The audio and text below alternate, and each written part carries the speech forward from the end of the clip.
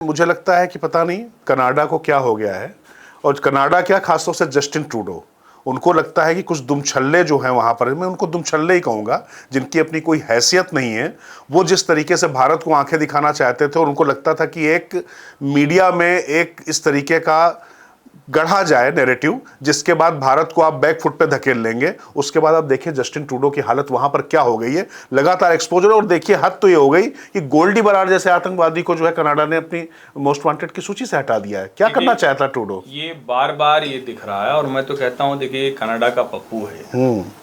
वहां की संसद में विपक्ष के नेता ने एक शब्द का इस्तेमाल किया, ट्रूडो ने, ब्रोकनिस्ट। अब ब्रोकनिस्ट कोई शब्द ही नहीं है अंग्रेजी, लेकिन ब्रोकनिस्ट शब्द इस्तेमाल किया, तो वहां के विपक्ष के नेता ने कहा कि जो आदमी अंग्रेजी को भी तोड़ दे रहा है वो कुछ भी कर सकता है, तो वो अपने देश को तोड़ है। सही है। और जो मुझे लगता है कि हमारे जो हाई कमिश्नर संजय वर्मा थे, उन्होंने जो बात कही, आंकड़ों में कही है कि बमुश्किल 5-10 हजार लोग होंगे जो खालिस्तानी उस तरह से होंगे।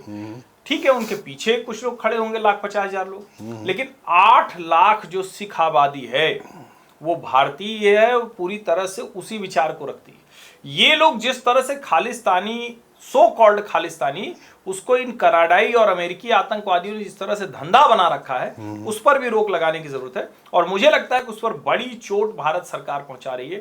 ट्रूडो का संकट यह है कि उनके अपने देश में जो चुनाव होने जा रहा है, उनकी अपनी पार्टी बहुत बुरे हाल में है। पार्टी के लोग कह रहे हैं कि आप अभी भी उनके समर्थन से ही चल रहे हैं, समर्थन से। तो अब उनको जो लिबरल पार्टी, जो उनकी अपनी पार्टी है, उसके सांसद कह रहे हैं कि भैया ट्रूडो तुम कुर्सी से उतरो, क्योंकि तुम रहोगे तो अगले चुनाव में तो हमारा कोई पुरसा हाल नहीं हुआ। लेकिन ओवरऑल कहें तो कनाडा को, अमेरिका को, भारत ने आतंकवाद के मसले पर, क्योंकि अगर उसकी जमीन पर आतंकवादी हैं तो कनाडाई और अमेरिकी आतंकवादी हैं, और उनको ठीक से चिन्हित करके दुनिया के सामने बेनकाब किया है। बिल्कुल, इनको मैं खालिस्तानी आतंकवादी नहीं कह सकता, वो कनाडाई या अमेरिकी आतंकवादी ही हैं, क्योंकि ये जो चीजें हैं वहीं पर जन्म ले रही है। और खालिस्तान से इतना प्रेम है कनाडा को तो बना ली, ये बात मैं नहीं कह रहा हूँ। ये वरिंदर सिंह बिट्टा है ना, जो उनसे जब बात हुई तो उन्होंने कहा कि भाई आपको बहुत प्यार है खालिस्तान से, बना लो ना अपने यहाँ, हम चाहते ही नहीं है। अगर रेफरेंडम वहां हो रहा है तो वहीं न बनेगा। वही तो, वो शहर तय करें कि कौन से देश में, वहां जमीन तो काफी खाली है, कहीं कहीं बना दें अपना, क्या दिक्कत है। और मुझे लगता है जिस तरीके से ये लोग बिल्कुल एक्सपोज होकर सामने आए हैं, उसके बाद बहुत कुछ भारत ने अपना काम कर लिया है।